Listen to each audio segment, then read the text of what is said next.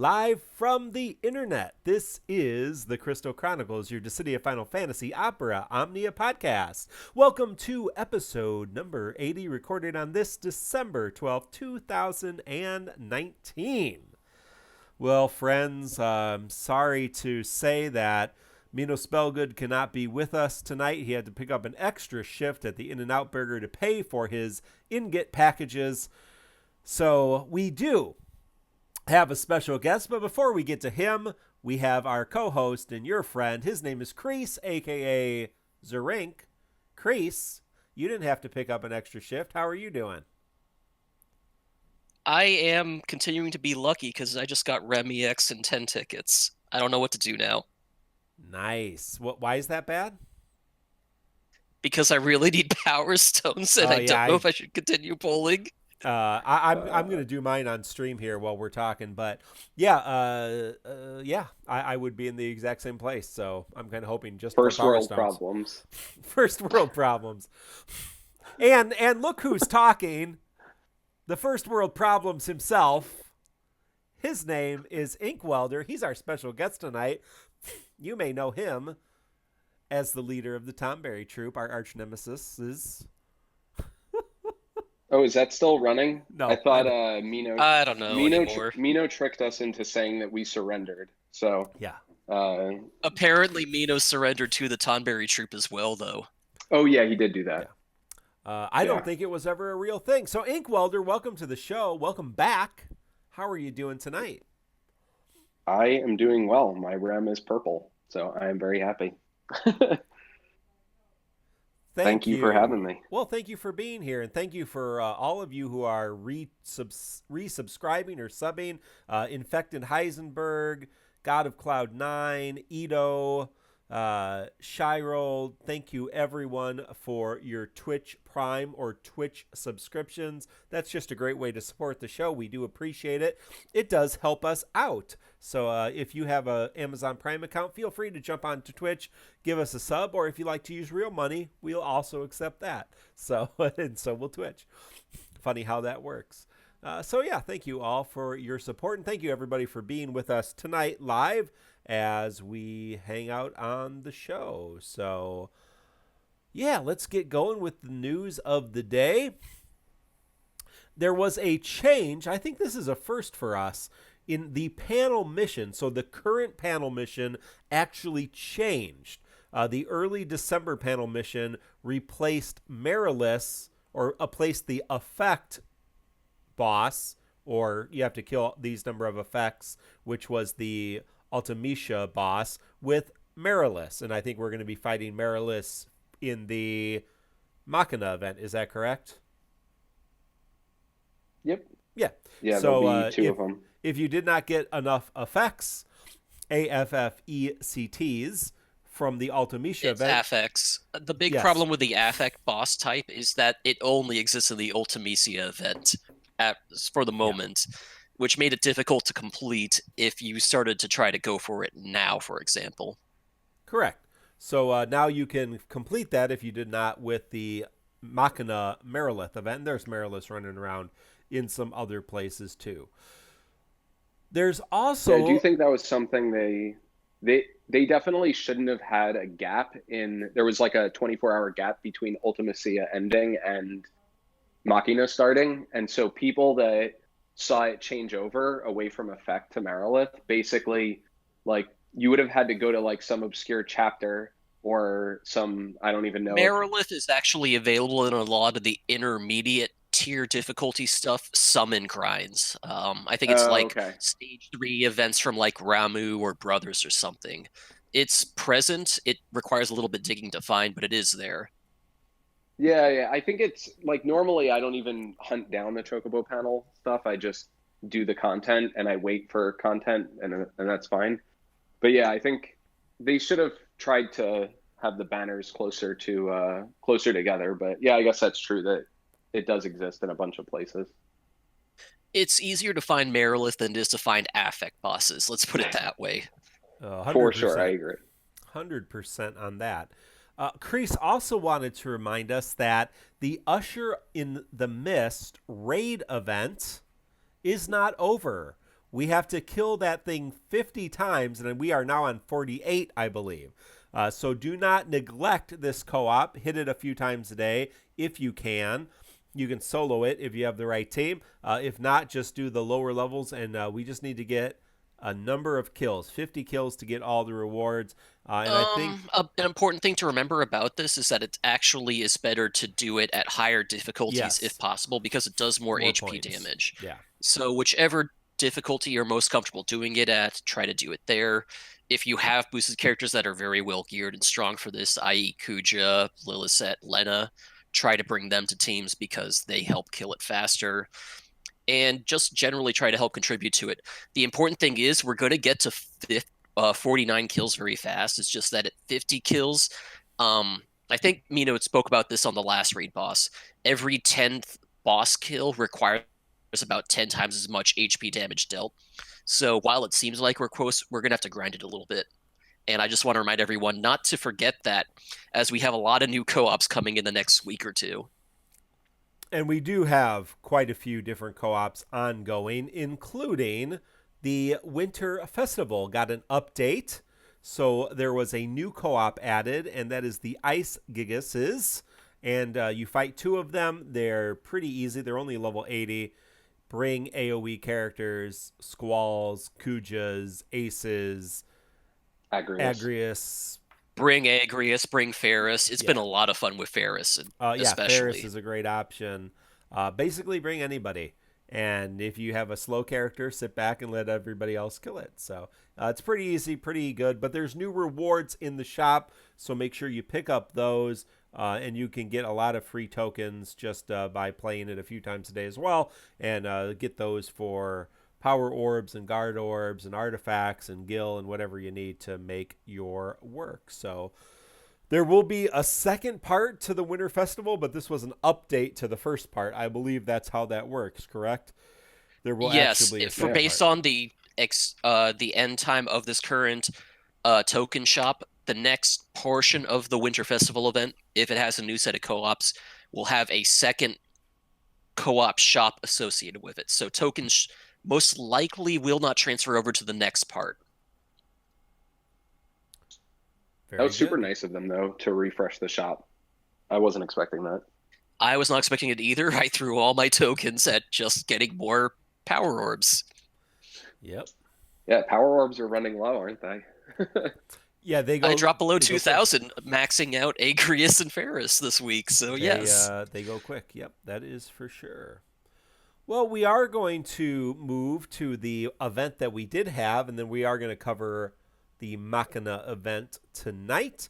But we had Agrias's LC Knight's Honor, and with that, we got Agrias, her rework, her EX and her EX Realization. We also got Faris, her rework, and her EX Realization. So we're going to talk briefly about those characters. I'll go back and pull here in more as other people are talking, as I'm not going to be able to do those two things at once. So Agrias did get a update, a rework, and that was nice. Basically, Knight's Pride got a little bit more powerful. I'm on screen if you're following along on Twitch. She gets an additional use of it. It becomes a little stronger. She gets a initial brave battery before that, and it does healing. So it makes her a lot more useful. The Divine Judgment, or Judgment Blade, becomes more powerful. It does more hits. It can do overflow. That was basically her rework. Her rework was her powers got better. Surprise. The big thing is the healing with Knight's Pride. That did not happen. Correct me if I'm wrong, guys, right? Before she did not get healing? Or she did. It just got There were a couple powerful changes to Knight's Pride. Number one, it now performs a brave attack before the HP attack. And it heals the party based on HP damage dealt from the attack. Which is the bravery ridiculous. Buff that she had always provided healing, but now she provides much more burst healing thanks to Knight's Pride directly. That brings us to, well, if you're not familiar with Agrias, she is a character from Final Fantasy Tactics. She's kind of, she's one of the only two that we have currently, and even in Japan, I don't think they have any additional ones, do they? Have they gotten any? Agrias is the last Final Fantasy Tactics character to arrive in this game, yes. So Agrias is a melee DPS character, but also a utility character, and a battery, and a healer. She has a wonderful guaranteed paralysis now with her level 70 and her additional ability, debuff success attack up. So when you use that, you get 2 uses of it. It gives her a very small, temporary 1 turn attack boost, but it gives her debuff success rate. It's actually just, it's almost 100%, but it's really not. It's not 100% guaranteed. If you have the weapon passive for, if you have her 35 CP weapon passive, and you use Judgment Blade after using her additional ability, it will guarantee the paralyze. It has never not basically worked for me. That does. So you hit that AA, you get 2 uses of it. You immediately do Judgment Blade, and it's going to guarantee paralysis for both or how many ever enemies you're facing. 1, 2, 3, 4, 7. So that is great. Guaranteed free turn paralysis, comes in clinch whenever you need it. And of course, with her EX, and she's had her EX since her event, she has this unique ability to silence, so enemies cannot do Brave or Brave plus HP magic attacks. So Agrias has always had this unique kind of niche in her wonderful kit, being able to do a little bit of status lock, a little bit of buffing, a little bit of support, a little bit of damage. Now she does all of that, and she has her EX Realization. So with her EX Realization, her Hollowed Bolt EX ability does more hits. It does overflow. It becomes much more powerful. With her 1 Limit Broke Realization, with 1 ingot invested, she gets attack and max brave to herself bonus. At 2 Limit Break, she starts with Hollowed Bolt and when she uses Hollowed Bolt and when she starts the quest, the game, the battle, she gets 9 turns of Bravery 2. That's her main from Knight's Pride. That's her main buff, Bravery. So she starts with 2 stacks of it, and she starts with Holy Sword, which is her Hollowed Bolt new framed buff. Holy Sword gives her attack and I Brave up, overflow limit up, and gives them a party attack aura of 20%, which is really nice. So she starts the battle with both of those for 9 turns. If she uses Knight's Pride, Bravery becomes 4 stacks, and if she uses her EX, it gets 1 or 2 again. So regardless, you can kind of hang out and not have to use her abilities right at the beginning of the battle, which is really nice. And if you fully realize her EX, Hollowed Bolt does 10 hits, 150% overflow, and it becomes much, much more powerful.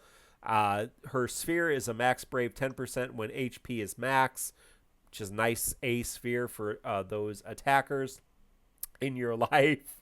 Her required artifacts or her suggested artifacts are Attack 108, Brave Holy Knight 2-star, that's her C50 ability, gives her bonuses to attack and max brave when she has bravery buff, her frame buff active, and of course max brave 330 if you can get it kind of in addition. But the first 2 are kind of the most important. So Agrias becomes really useful. I don't think she ever was not useful, but the lack of damage and potency she had did end up hurting her throughout Cosmos and early Chaos, although I did use her in Dimensions End in the early stages, so she was still being useful. Now you could use her in the later stages much more. So the fact that she gets these buffs initially, her HP plus actually becomes more powerful, her Brave plus becomes more powerful, all of her stats become much more powerful. She gets the guaranteed paralysis at least twice whenever you need it. I mean, she's really awesome. I've been using her a lot. She only has these 2 frame buffs, so if you partner her with buffers, characters who give a ununique frame or other frame buffs, she does really well. Of course, her friend Ramza, her and Ramza synergize really, really well together. They're both melee. Ramza gives her buffs that she can use, and he's just great by himself anyway. And she gives him some help as well. So they're a really good pair. But her with any other support character is going to be great. She does well with other DPS characters supporting them. She does well with other debuffers since she only has those two kind of unique buffs that are only one turn in terms of the silence, which is only one turn, and paralysis, which is only one turn. So you can pair her with any other debuffers.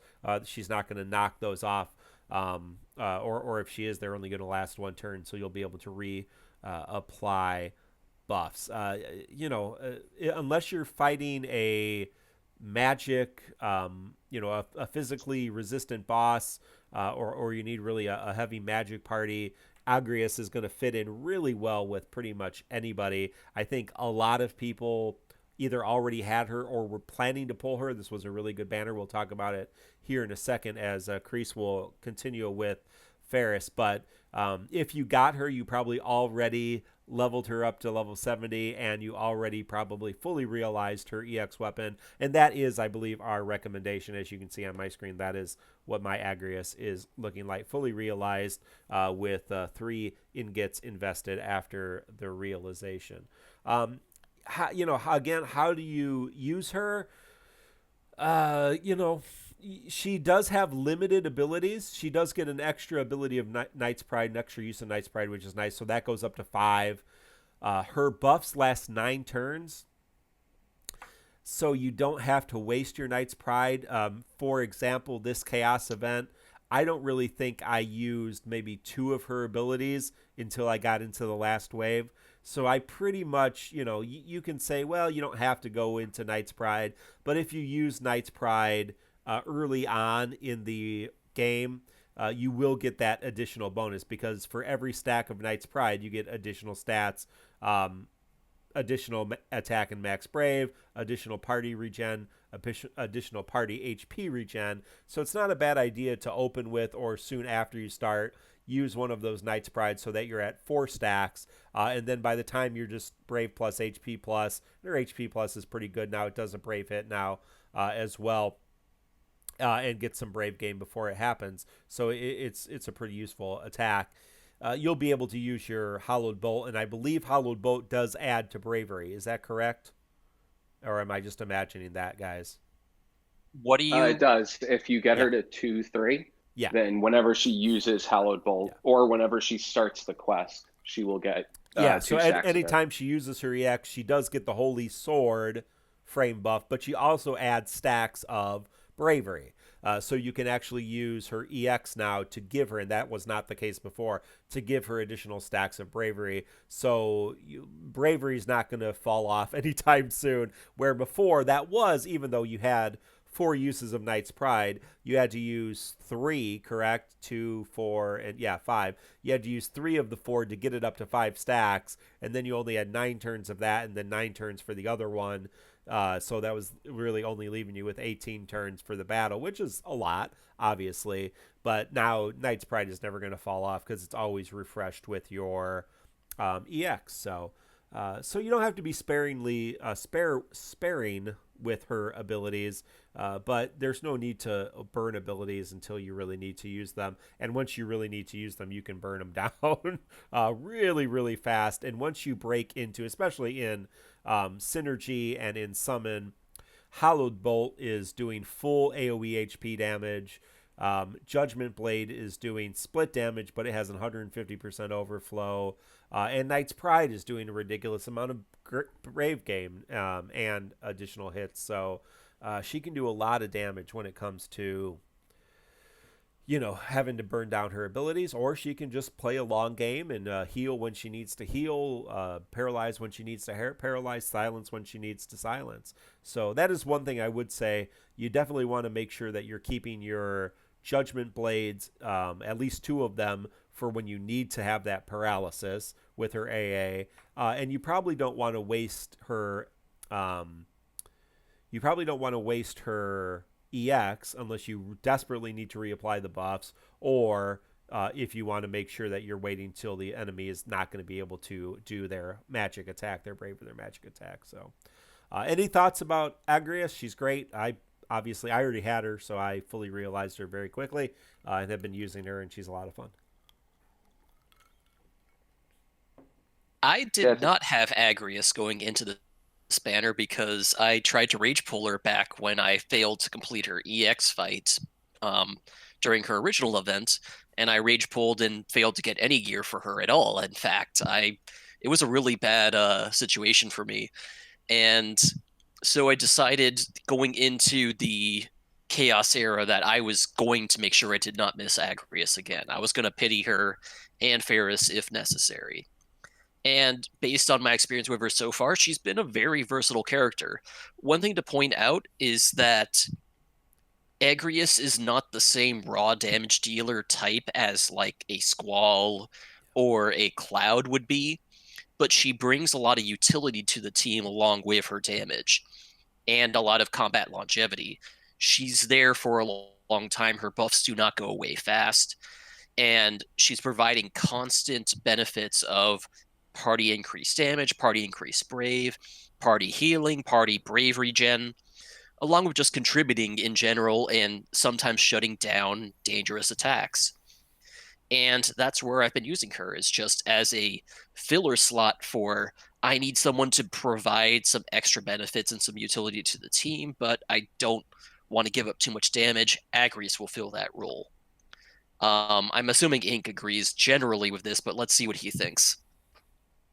Yeah, she's probably the introduction to some of our more well-balanced characters that cover multiple roles really well. So the fact that she has burst healing, she has also her regen, she can deal damage, she has like sort of a specialty with her debuffs and her silence.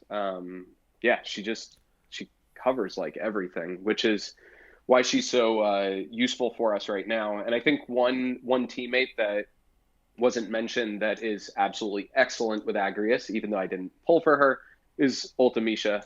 Oh, yeah. Because the Brave regen on Agrias, especially if you use like Warrior of Light as your third, or there's a bunch of iBrave buffers coming in the like over the next couple months. That is what gives. That's why Ultimisha was used for so long in JP, was because she had iBrave buffers, so that she iBraved like 30k or 20k at the beginning of her turn, so she could just deal consistent damage with her HP plus.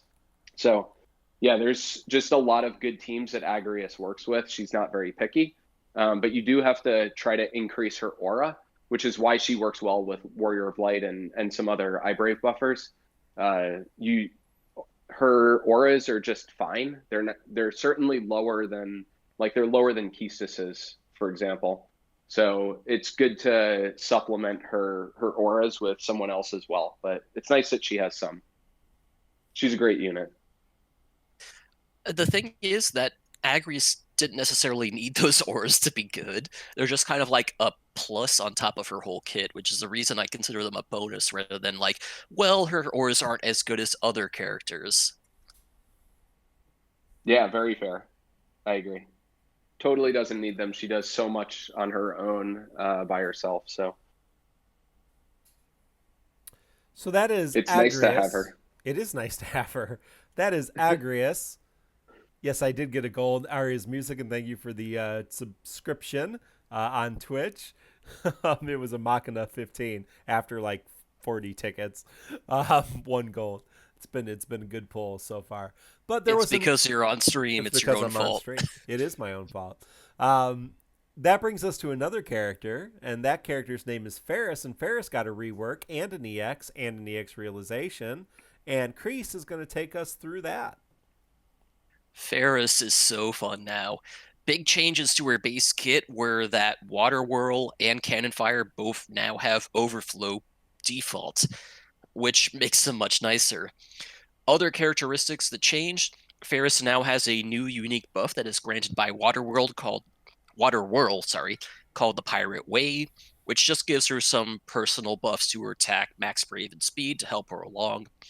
Cannon Fire is no longer a single AoE Brave plus HP or a single AoE Brave attack. Now it is a 4-hit AoE Brave plus AoE HP attack with pretty decent overflow, still all the nice debuffs that you know from before that she had. Another change she has is her Brave Plus is now stronger, and her additional ability, it's what we talked about, I guess, a couple months ago when she first got her 70 Awakening. She does more damage when she is attacking a debuff target. If you actually fully awaken her to see it to Crystal Strength 70, she gets some Brave Overflow on all abilities. The big change, however, to her kit is her new EX weapon called, I don't remember what the weapon's called, but the new ability is called Thunderstorm. Thunderstorm is a thunder, water, wind, AoE Brave plus HP attack that deals bonus damage to debuff targets. The big aspect of this, it's not just the AoE Brave plus HP damage. The big factor is a new buff or a new framed aspect she gives herself, because it's not really a buff. It's called Sildra's Care. It's like, I think the best comparison is Kryle's Earth Crystal thing. While it is active, she provides an aura that increases party overflow limit by 20%. And at the end of every enemy's turn, she triggers a ability called Whirlpool, which deals 2 Brave attacks and then immediately batteries the party for the amount of damage that it deals. So it's pretty nice as a protection against attacks. It doesn't protect against incoming attacks immediately, but it provides some battery after an attack goes through to help protect the party from any further attacks. Beyond that, what happens is that Faris's realized EX weapon gets some bonuses. At 0 limit breaks, Thunderstorm and Whirlpool get moderate potency increases. At 1 limit break, Faris starts with the Pirate Way and Sildra's Care immediately active. At 2 limit breaks, she gets an attack and max Brave bonus. And at EX plus 3, so fully awakened or fully realizing the weapon, improves Thunderstorm substantially so it can have 200% overflow, massive potency increase, more Brave hits, and also she gets access to an HP++ ability. HP++ is a 2-hit Brave plus HP attack that deals bonus damage to debuff targets and can Brave overflow up to 120%. The important thing to note for Faris's kit is that while it sounds very strong, she's tied to a couple elements. So Water Whirl is still water element. Thunderstorm, her EX ability, has thunder, water, and wind elements. And Sildra's Care's water Whirlpool ability is water element. So all of that potential Brave damage that she can deal is really stuck to water elements. So you got to be careful when dealing with that. She's tied to debuffs. If you can't debuff the target, don't bring her along. But her HP++ is very strong. Those 2-hit Brave plus HP attacks are pretty reasonable. Even as long as the target is debuffed, she will do decent damage in a normal case. Other aspect is she cannot maintain 100% uptime on Sildra's Care. Usually it's closer to a 60% uptime. She can get about 2 turns of uptime, then she has a turn of downtime, and then she has a turn of uptime again. So while it's a very strong ability, she cannot maintain it permanently, so she will not always be able to trigger Whirlpool. She'll have some downtime before she can reactivate it. One of the interesting things about Faris, and one of the things I usually forget to mention, is that she actually has a very interesting bonus sphere with her kit. Her bonus sphere that she unlocks is an E-sphere, which when the user's HP is at max, on critical hit, they trigger a poison aura. Basically, it deals poison damage to all targets for 6 turns based on their int Brave. So it doesn't rely on debuffs to be triggered. It doesn't rely on anything else. It just does Brave damage at the beginning of every turn without being able to trigger breaks. So it's very strong. And if you have someone who can trigger critical hits and has an E slot on their armor, it can be very powerful. She's strong. She has her niches and her nuances. For example, I already mentioned the element reliance, the fact she cannot maintain full uptime on her buffs, but for what she does it very, very well. I think Ink also got her kit, so I'm going to let Ink take it from here if he has anything else to add.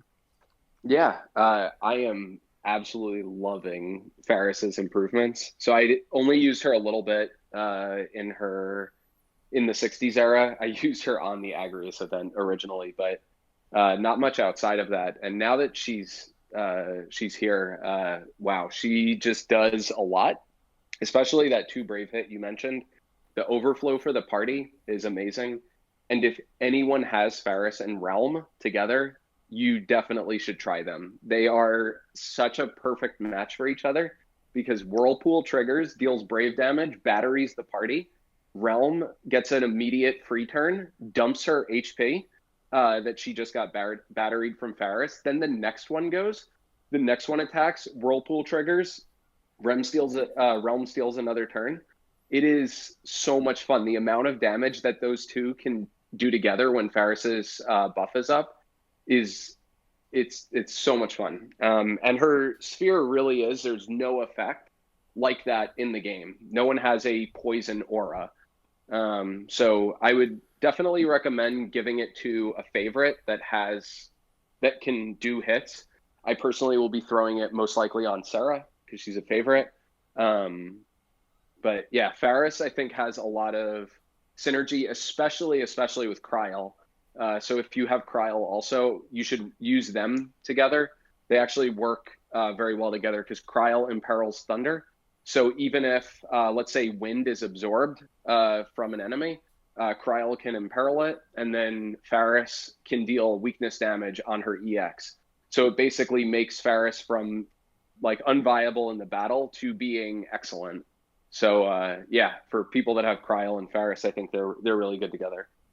Regretfully, water resistance pretty infrequent in game right now. I think it's just Garnet that can perform that. Also, but so who else? Rydia. Oh, Rydia, yeah. But that's tied to her EX, which has a slow recharge. So yeah, it's Rydia who is a better character right now than Garnet, or Garnet for if you want to make sure Faris is at full power. Better option is just to watch out for water resistance and try to work around it where possible. Yeah, for sure. But yeah, really nice, fun kit. I'm really glad that I got her. I've been having a lot of fun with Faris. Sildra's Care is an amazing buff just because boss does something, breaks the target, all of a sudden, whoops, all that brave's gone and it's back to me.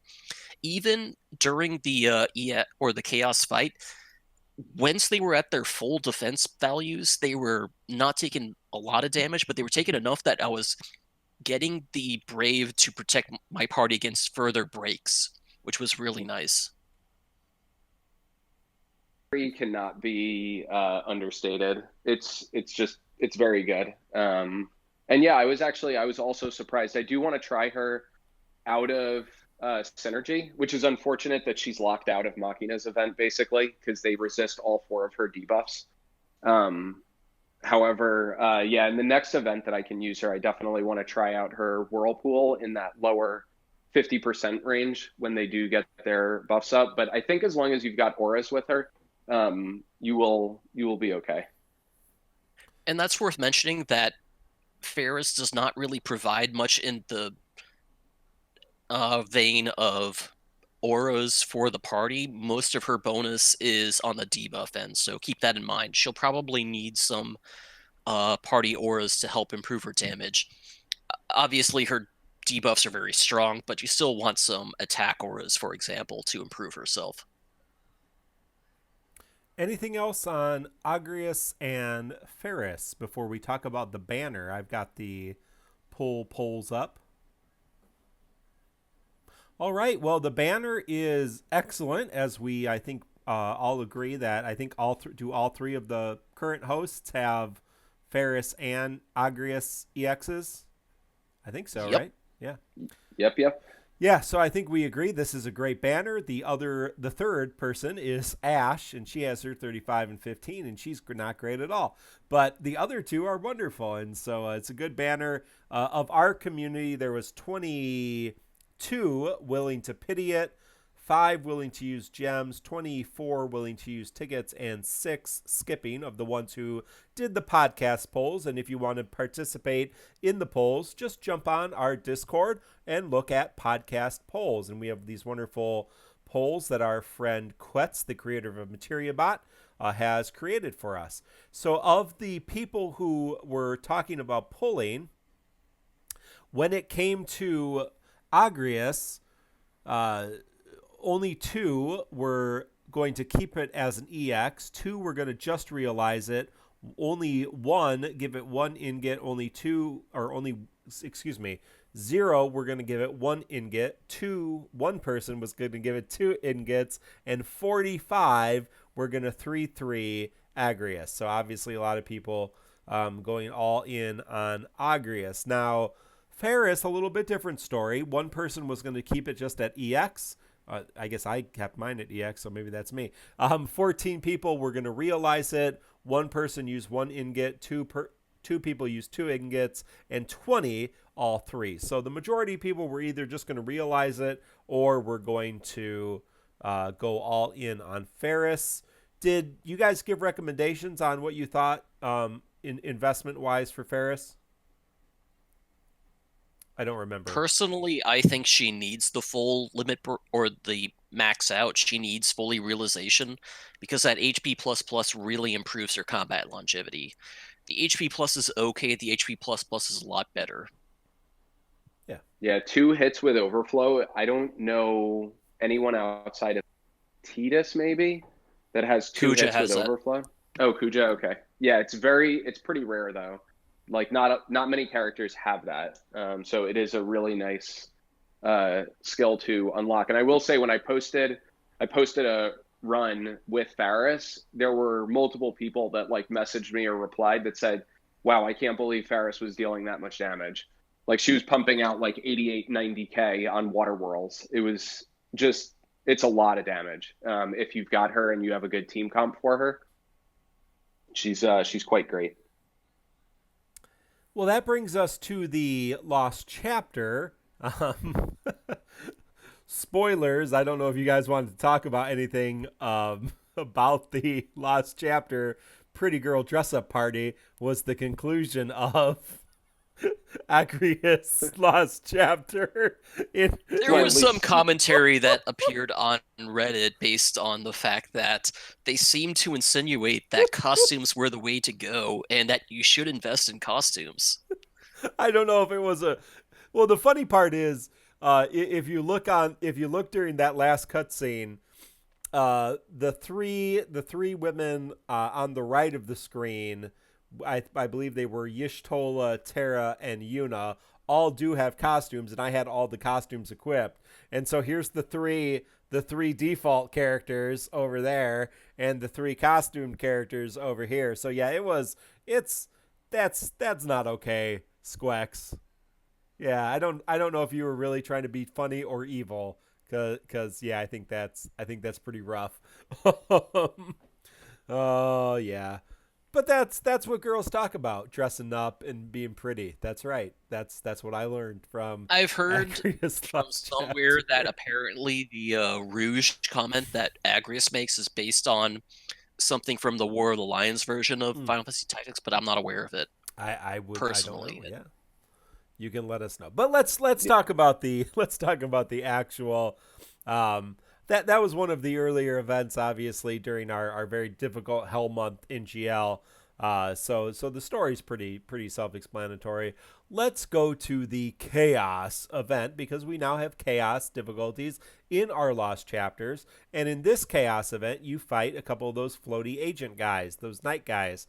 So either of you want to talk us through the mechanics, what you did?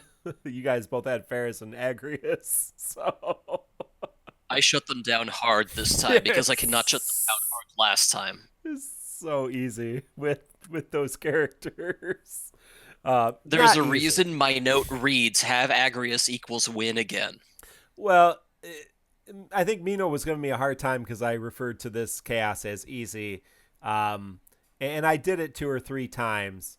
Yeah, Ragnamune was asking who's on screen doing live polls. That's me. That's Mark's account. Yeah. Um, so this was with Agrias. I did not have. I have Faris's EX. I did not limit break it. It's not even regular limit broke because I don't have any power stones. And these 80 pulls that I've done have not given me any power stones either. So that's not going to help my power stone situation at all. But I did a couple different team comps, 2 or 3 different team comps with Agrias, friend Agrias. And yeah, it was, I was like, oh, maybe I just got real lucky RNG. Like the third time I beat the chaos event in under 50 turns. Like, well, maybe it's not RNG. Agrias is really, really good against these bosses. Really, really good in synergy. If you're not familiar with these bosses, they power up during the fight. So I'll explain it if you want more. Yeah, please. Basic idea is that they have 2 general stances they're in. They're in their ground stance, and then they're in their levitated stance. When they're in their levitated stance, they're more prone to doing more dangerous attacks, and I think they have higher stats in general. Mm-hmm. At certain HP thresholds, they will also do something where they immediately ascend and then give themselves a lot of buffs that are dangerous because it increases their defense. They give themselves a lot of brave, and basically to protect yourself from getting one-shot killed, you have to get rid of that brave very quickly. In the Cosmos and lower difficulties, these buffs last 1 turn, and they immediately use their HP attacks after doing this stance thing. In the Chaos difficulty, the buffs now last 2 turns. They're in a different order, so it's harder to push off the defense down if you do not have a Dispeller. And okay, I'm going to get to that in a sec. Generally, what happens is that what you have to do is you have to find a way to get past that huge defense barrier in order to deal with these bosses when they get a huge amount of brave. Note is that in the chaos fight, once they do those 2 turns high stat boosts with the buffs, they do not HP attack immediately. They spend 1 turn doing a brave only attack. However, if they still have their buffs up, they're going to probably break someone and gain, like, I don't know, 50k brave or something. It's insane how much brave they can gain in that period. And then after that, the next attack they will do is an HP attack.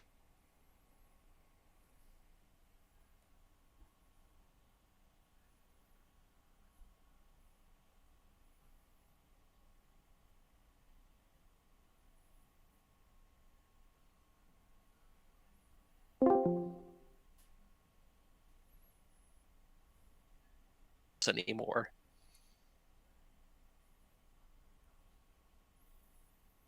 Yeah, Kreese, are you there? That sounds about right.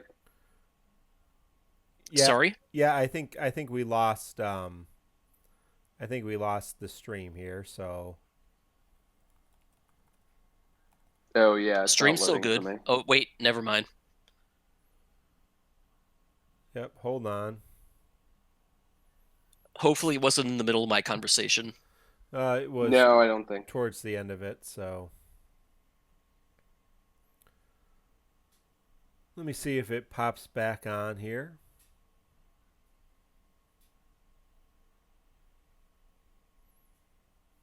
I think the stream's back. All right, yeah, let us know if the stream's back on. Hopefully we'll wait for chat to let us know. And then you might edit this out of the recording for podcasts.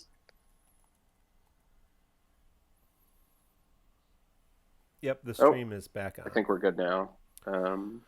All right, so Kreese, you were walking through the mechanics of the bosses. They get the buffs, they do the attack. So that's kind of how they work. I knew Mino had some feelings about. And I think his commentary is a generally appropriate one too, so I will reiterate it. Basically, this boss is designed around wasting turns to get rid of their buffs or just canceling out their buffs, so their HP attacks are not as dangerous as they were to begin with.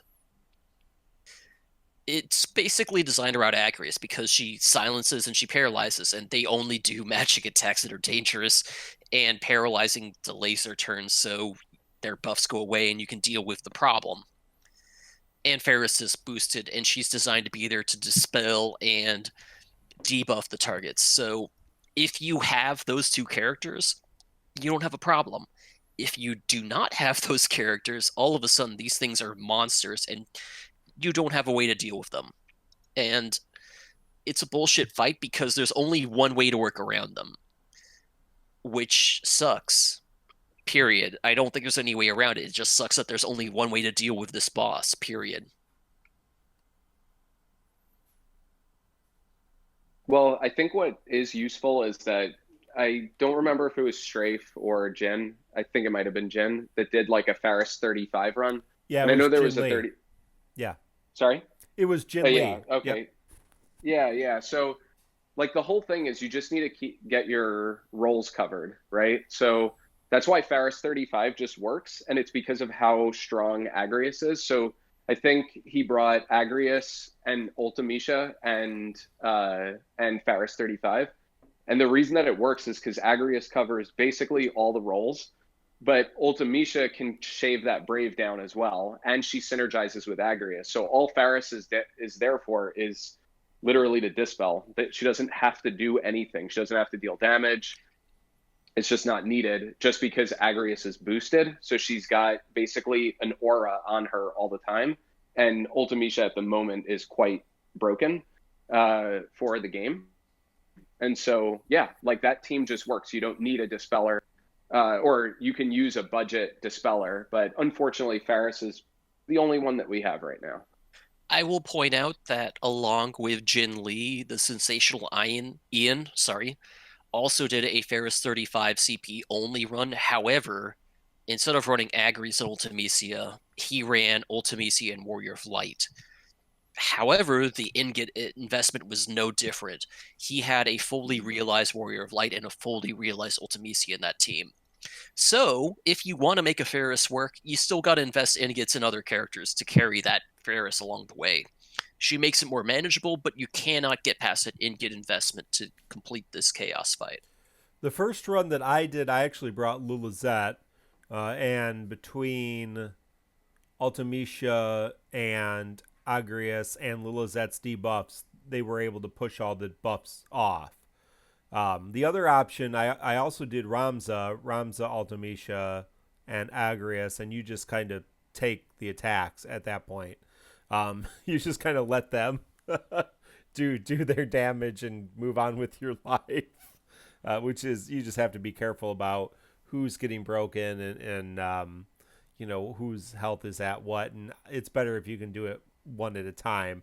And there is some ways to make sure that they're buffing up one at a time, like one after another, instead of at the same time. So that's easy. There's been a question in chat on whether anyone has done this without either synergy characters or Ultimecia, and the answer is, in the Call to Arms thread so far, no one has done this without using either a boosted character or Ultimecia. Yeah. So even though if you have those characters, perhaps arguably one of the easier chaoses, if you don't have these characters, perhaps the most challenging chaos, or we would also say the most restrictive chaos. So if you would like a challenge, Macnol, MACNOL, on his Call to Arms on Reddit, and we always link that in our show notes. The challenge is out there. Find a way to do no Agrias, no Ultimecia, no Faris clears. So I think those are the three. There's no runs currently without every run currently on the Call to Arms has either Agrias, Faris, or Ultimecia, correct? Correct. Every single run I just checked had Ultimecia or Agrias or Faris in it, or a combination of both. It's basically a situation where you need one of those three to complete this fight. The unique character combination is currently 14. which is lower than it was back when it was an EX battle, but this is much more restrictive at the time. All right. Yeah, I mean, I'm not look, surprised. Mino is trying to come on, even though he's flipping burgers at the moment. I think we should not let him on for now. No, you lost your chance. Get back in the prep line. Yeah, I mean this this hopefully is one of the last fights. I think Barrett's LC is going to be tough for people that don't want to use synergy. But this is going to be one of the last fights that just has a really awful boss. Like Soul Cage was not fun for people that didn't have like good team comps for it. Deuce wasn't fun. Well, it was fun for people that could complete it because you got to wail on those Krakens that deserved it. But a lot of these bosses just have really punishing mechanics. It does get better. So I think it'll be interesting next week when people have done Machina's Chaos to see whether they had better experiences with Machina's event versus some of the previous ones. Agrias's was really tough if you didn't have a synergy character. Yeah, that's the reality. But we do get some new characters. Machina and Rem are available now in their realized form, so perhaps either of them could help in this battle. Yeah, go back and try it and see. And again, if you want to try to challenge yourself, if you are a great player, then yeah, let's see if we can get some clears on the call to arms that do not involve Ultimecia, Agrias, or Faris. 3-3. Or Agrias, yeah. Yeah. All right. Well, that's that event. The event that just launched 55 minutes ago is Machina's event, Keeper of Fear. And that brings us two of the classmates, the exchange students or the non-numbered characters from Final Fantasy Type 0, Machina and Rem. We've had Rem since the beginning of the game, but she gets a rework and an EX realization, and this event does introduce Machina. So Ink is going to take us through Rem's rework and realization and Machina, and then we'll talk about the polls and everything else. We will not talk about the chaos tonight. We will talk about that next week. So we will try to defend Machina a little bit because there's been a lot of hate going along in the community for him. So be prepared for that. There has been a lot of hate. Maybe that's what I should start with. Let's go to the podcast polls to start with this time, because I think you will see a marked difference between the Faris Agrias banner and the Machina Rem banner. So as opposed to 22 pities on the Agrias banner, only 2 pities on the Machina banner, as opposed to 5 people using gems, only 3, as opposed to 24 using tickets, 31 using tickets, and 19 skipping it completely.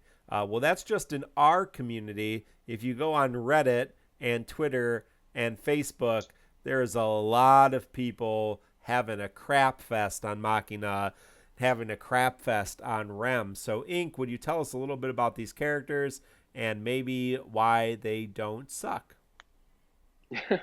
Sure thing. Thanks for the intro on that. Great. So I'm going to start with Rem and just run through her rework very quickly. And then, because I'd rather cover how you actually use them in battle, or at least Rem in battle. So Rem's rework, Cure, now batteries the target that she's healing as well, which is fantastic because it used to just be a filler to give to Cure and drop a generic party attack buff. But now that generic party attack buff has been packaged into a singular framed buff on Rem called Devoted Heart. It lasts 10 turns. So it's got that attack buff aura inside of it, as well as an HP regen, which just further supports Rem's support capabilities. And Rem really is, I meant to start off with it, but Rem really is the first wide ranged support that we have. She has excellent auras. She has excellent healing. And if you look at a lot of the other supports that we've been using through Chaos, none of them have this. Agrias heals, but doesn't have auras. Kryl doesn't heal. Deuce doesn't heal. Charlotta heals, but her auras aren't good. Ramza doesn't heal. So this is really common. Warrior of Light's heal is okay. And his aura is okay. So he's probably the closest parallel in terms of role coverage, and we know how popular he's been since Chaos started. So the other change to Rem's abilities, swap turns, now doesn't use a turn, and that is by far the biggest impact to her kit, because it was why she wasn't used when her EX originally came out in the Act 2 Chapter 1 banner. She got used a little bit, and then she stopped getting used because she inflates turns, and a lot of the battles in the EX era had tight turn counts. Cosmos had a little bit easier turn counts to meet, and so you saw her getting used in a lot of various events, like Porum's event, she got used. And so now that we have strict turn counts, this free turn on swap is much welcomed. So all in, she's got a 70% attack aura, which is huge. She has 90% max brave that she grants. Just keep in mind that 80% of it is from swap turns, so it's a buff. Swap turns also gives a 30% speed buff. So this just further helps Rem with her turn manipulation. That is her niche. It is really her specialty that no other character can do, and that's why she has a lot of value in the Chaos era. She also has that HP regen. Her AA, all swap brave. It batteries the party based on her HP, which is weird and sort of cool that they're using HP as a value. My recommendation for people, if you can bring Rem to 70, then you're going to want to bloom her, because her 70 gives the party an overflow limit plus 10% on all their skills, similar to like Sarah and Kryl. They both do it. I think Saz does it also. And so if you can bring her to 70 and you've survived the green crystal nightmare that we're currently in, then great. Bring her to 70, bloom her. It's definitely worth it. Into her realization. And I'm going to walk through these one by one and just talk about each of them just a little bit. 03, she's got 120% overflow on Siphon Delta, which is great because it's 100% AoE damage.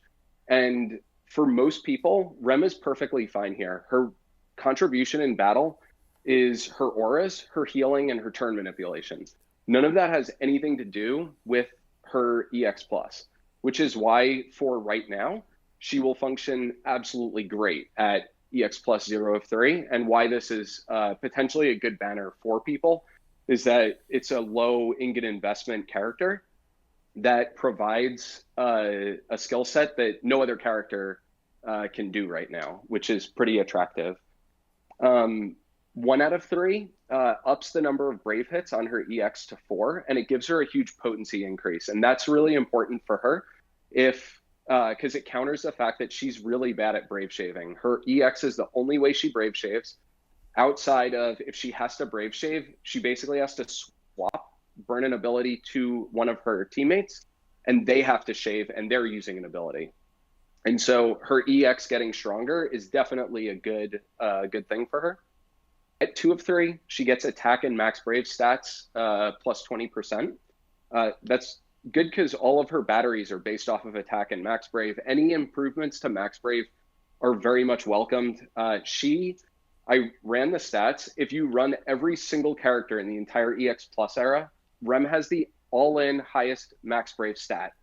Unfortunately, she only has 1 max brave passive included in her entire kit, outside of her 80% buff, which means that her max brave is actually really low in battle. Like, for example, her max brave, I have her fully maxed out right now, and my Squall has higher max brave by 15k, and he's not even boosted. So she does have low M brave that you have to try to give her auras for.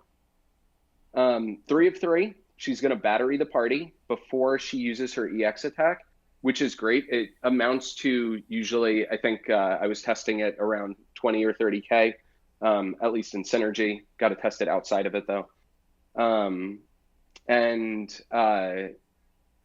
Then it also overflows 150%, which is fantastic because of its 100% damage all.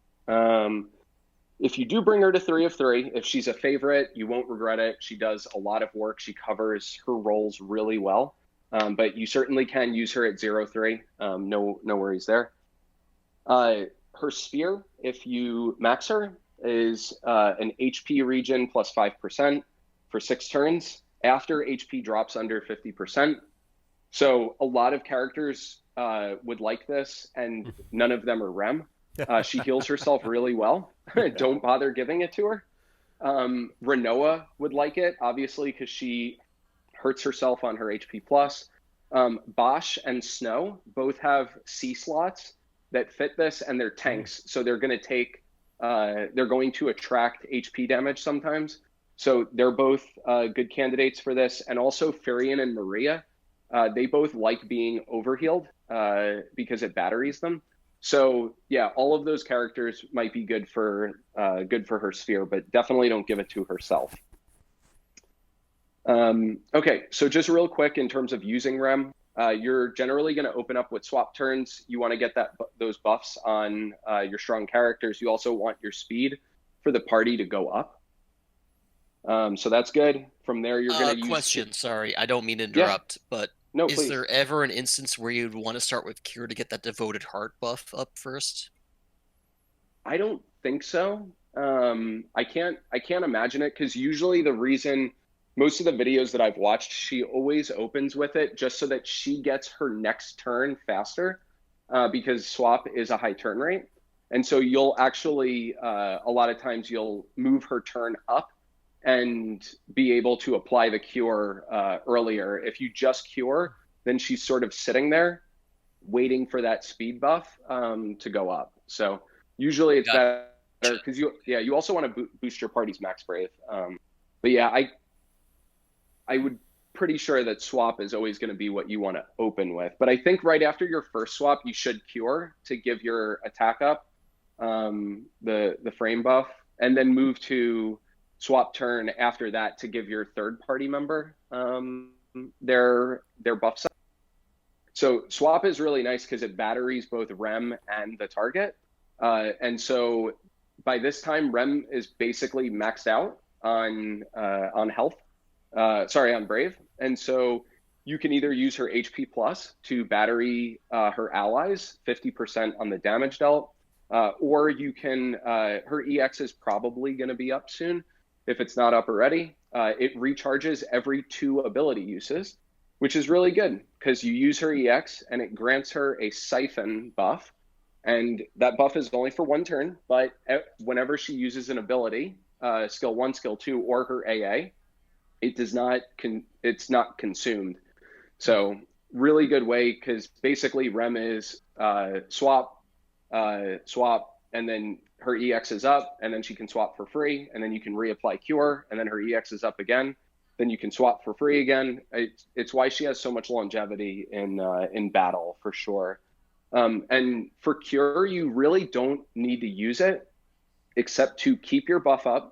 If you need a powerful single target heal, if you need an AoE heal, you can cure Rem herself and her overhealing because of her C50. Her overhealing will heal the rest of the party a little bit too. So that's nice if you do need a burst heal, but her EX also heals. And that's actually part of her base rework, is that her EX has a large base heal up to 20% HP.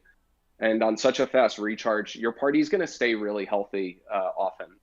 The only other time you use Cure is because it batteries now, if your ally has a turn after the boss, and you don't want to swap to them, maybe you don't want them to get broken after they attack, you can just cure them, give them 10k brave, and they're going to survive and not get broken. So hopefully. And so that's really nice that you can conserve uses with her. And then the only other thing I want to mention is similar to Charlotta and Porum and Selfie, the value with Rem, and Mariko, I think, mentioned this in her awesome Reddit post about Rem and Machina. Rem doesn't care about magic resist. So even though her EX is a bunch of magic hits, it doesn't matter. You're usually going to use it when she's at her max brave anyway. And so she can be used on any stage regardless of resistance, which is why she's so valuable. There are other supports and they do get locked to elements sometimes, or they get locked to weapon types, and Rem doesn't have that restriction. So definitely nice. I think the biggest weakness that Rem has outside of the brave shaving I mentioned is that she's swapping turns a lot, which means that your party members are getting turns faster, which means that you may notice that their EXs aren't ready when you expect them to be ready. And so that's why you want to pair Rem with characters that have good HP pluses. Machina, Ace. You want HP pluses that battery, like Deuce, Kryl is really good. And it's no surprise that Rem works with most of the Type 0 cast that we have right now. She works quite well with all of them. High ability usages are also good, and also characters that aura her max brave, not buff. Buff won't help because she has the largest max brave buff in the game that she can grant to anybody at 80%. So yeah, anyone that can buff her max brave, like an example of that would be Noctis. Noctis isn't necessarily chaos viable at the moment, but they would work very well together. She was synergy in his original event anyway. And I think the only other weakness I wanted to point out is that her HP plus didn't necessarily get an improvement. So it's got no brave hit. It doesn't have a brave gain. So yeah, just note that when you're using that, you're using it to battery your team and avoid a break. Usually, it's not going to deal any extra damage.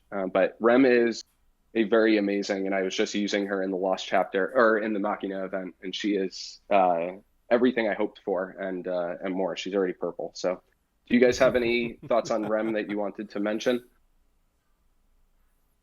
Yeah, I think she's underrated. I think both these characters are underrated. I don't think they're, the best characters ever, but I think Rem especially is a great support character. I've talked a lot specifically about the importance of having a good variety of support characters. There's a lot of talk I've seen on social media about, well, Y'shtola's coming out. Okay, great. Y'shtola is coming out, and she is great, yes. But that's one support character. And on your, 40 or 15th tier of Dimensions End, you're going to need more than Y'shtola. So Rem's going to come in helpful. You may not need to fully limit break her, fully realize her, but she will come in helpful. So, yeah. I don't think you'll regret pulling on it. I'm feeling the same way too. It's like, oh, she feels so strong, but I'm heavily invested in other green crystal characters and other EXs right now that are just slightly taking me away from her. It's not her kit, it's other characters' kits that are drawing me away. Yeah. I don't have green crystals or power stones or ingots, so or her EX. It's not a good day. It's not a good day for Rem and me. So, but if I had all really those far things, into chaos. if I had all those things, keeping the idea that she will be useful for a long time in mind, though. Yeah. If there comes a time where I have a lot of power stones saved up and I have the ingots, I'm gonna go back and invest in her. For now, I think I'm gonna wait, but I do have her gear, and I really am enticed to invest in her, and I'm trying to hold myself back.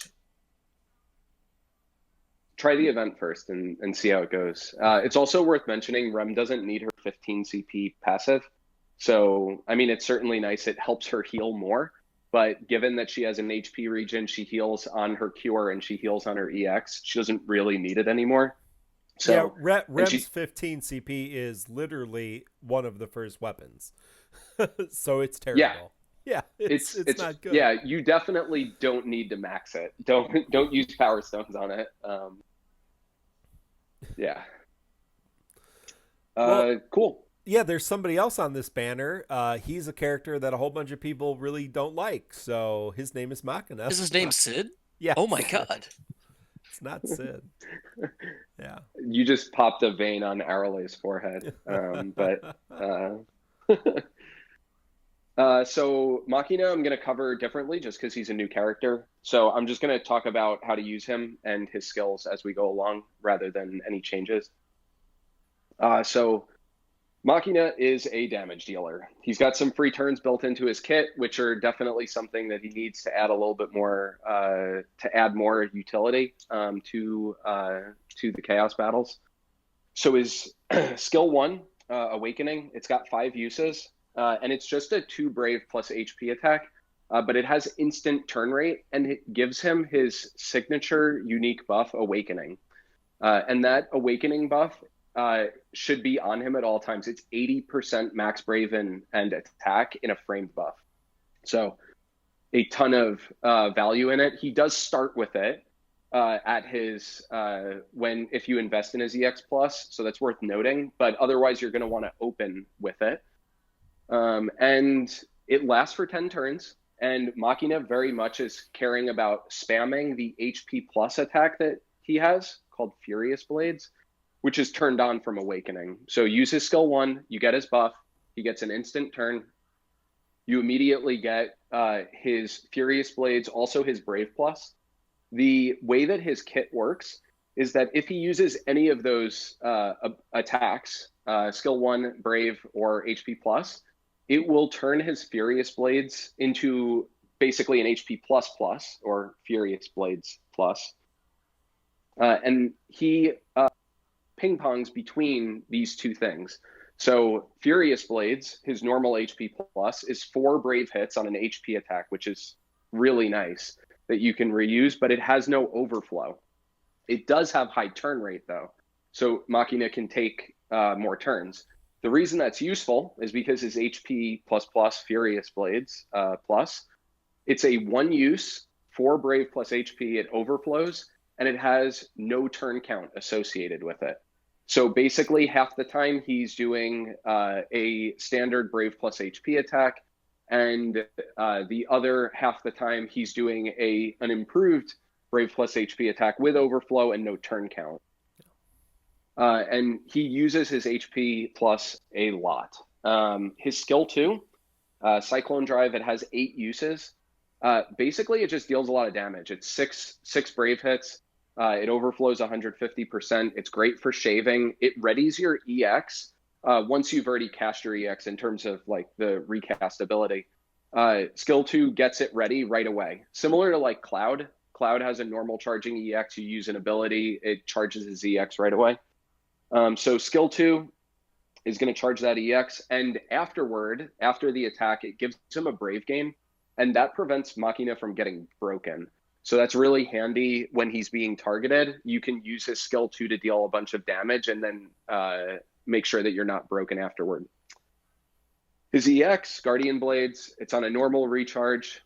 So whenever that's up, you're going to use it. It's 6 AoE hits and a single target HP attack, which means that if there's 2 enemies, he's dealing 12 Brave hits and 1 HP against a single character. Anyone that's used Fang's EX probably sees how much damage Fang can deal when there's multiple enemies, and Machina is no different there.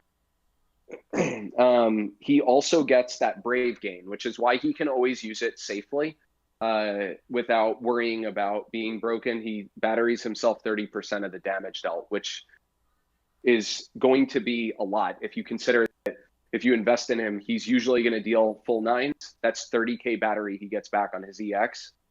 Into his next skill uses, which is great. This also grants him his Guardian Blades buff. It's basically just more max Brave. It gives him a Brave region, which supports his HP attacks. It also gives him Brave damage resistance and a counter. So if he gets Brave attacked, not Brave plus HP, just Brave attacked, he will counter with 2 pretty hard-hitting Brave attacks, all melee.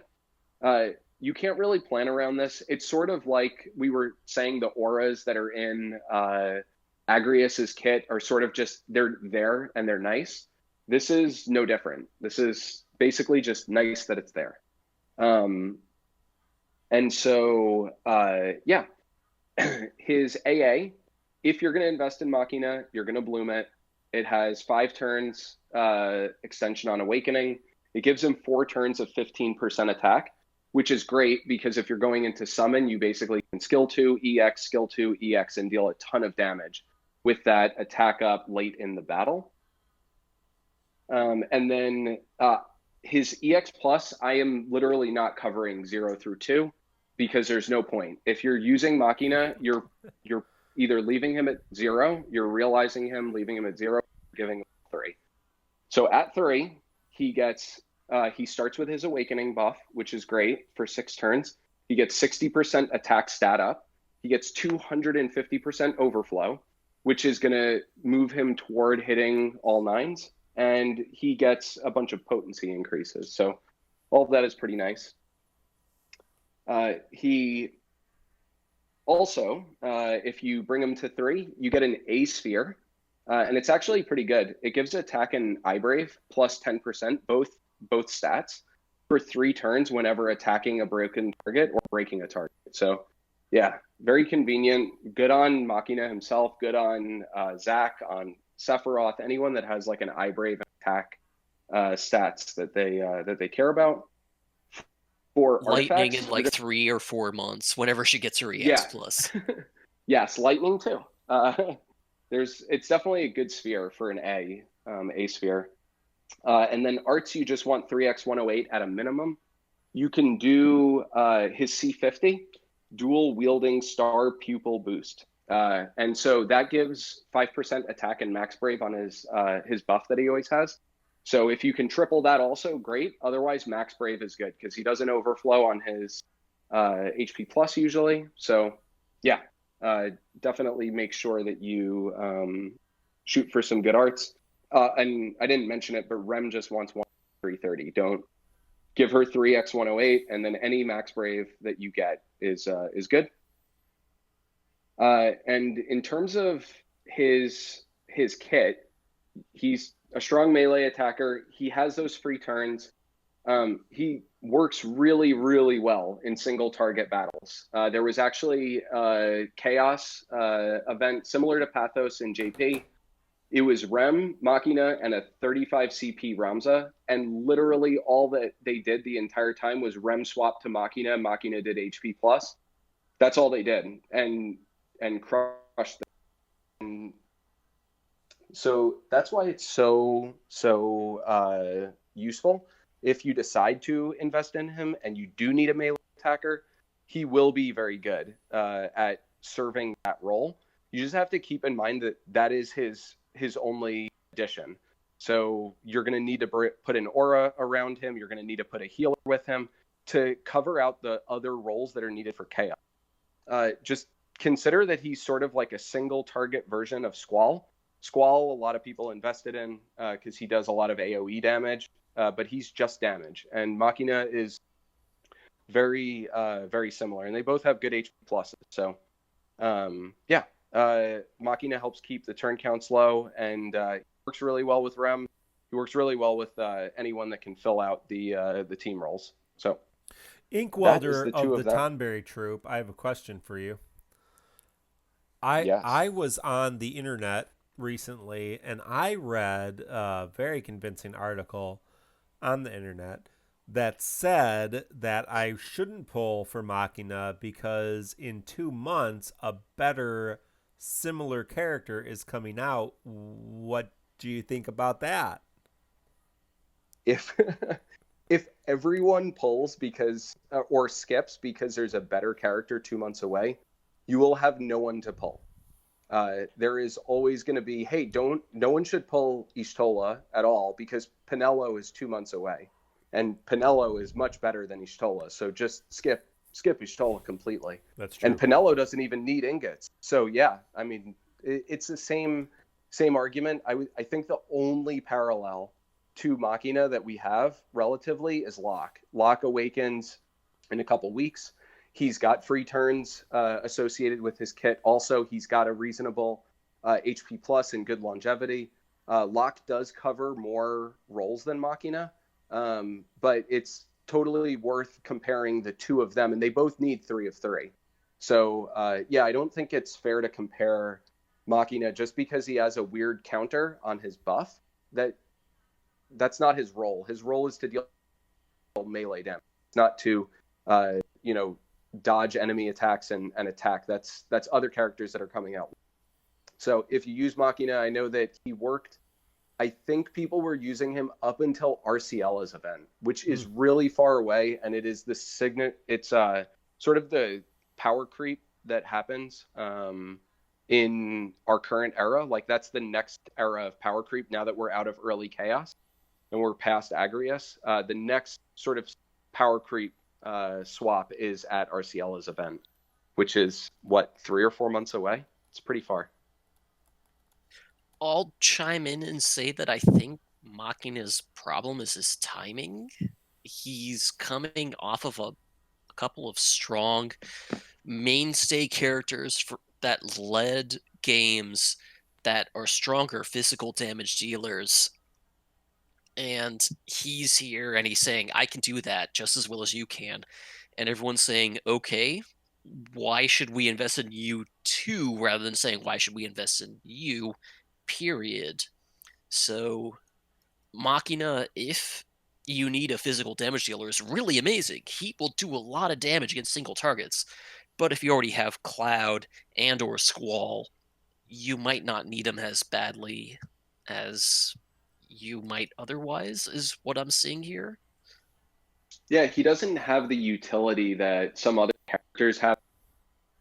Like I sort of, with both Rem and Agrias, they both cover multiple levels, and Machina covers the damage. But don't be fooled. There are a lot of people, they pulled for Garland, they invested in Garland. They're going to use Garland in Chaos, and Garland is a damage dealer. That's what he does. He does have a delay mechanic, which is nice, and Machina has free turns. So a lot of these damage dealers sometimes do have like but really it's what your roster needs. If you need a melee attacker and you don't have one right now, you're going to need one. You can use Machina in the tower that we are expecting. There's 2 levels where he works really well in, I believe, and you can throw him in there, and that is a character that you can still get use out of. I will point out he's very effective for Pathos right now, so the tower we have at the moment, he is effective in. Yeah, absolutely. Yeah, and he just because he does deal a lot of single target damage, I should mention just one thing to remember. If you need to shave 2 enemies, you can use his skill 1 for that instant turn, and then he gets an immediate other turn, and then you can shave them. And sometimes that skill 1 will turn on his EX, which is an AoE attack. So he definitely is not limited only to single target. He can work with AoE, just like Squall can work with single target, but he shines in AoE. It's a very similar comparison, I think. Well, we will talk about the Chaos event, the 2 Mariliths that you fight, next week, as we haven't had a chance to do it. But do keep your eyes open for Macnol's Call to Arms. That is MACNOL. Should be on Reddit sometime in the near future. Post all your videos. Go look for videos if you're looking for and see what people are bringing. I assume you're going to see a lot of Agrias, as she is a lot of Rem too in this event, and a lot of people already have Rem, so you're going to see a lot of Rems. But I think there's probably a bigger width and breadth of characters to bring to this event than in the previous event. So good luck. And again, if people are thinking about ways to make Agrias work without Agrias, Faris, or Ultimecia, well, please get on there and share those videos, and we'll talk about them on the show. Well, that brings us to our host discussion. And our first topic was we had a question about ingot management, but I was just thinking about, and I don't know where we want to go with it, but about resource management. And so I just see people every day, on social media or on Discord, who are burning through their resources.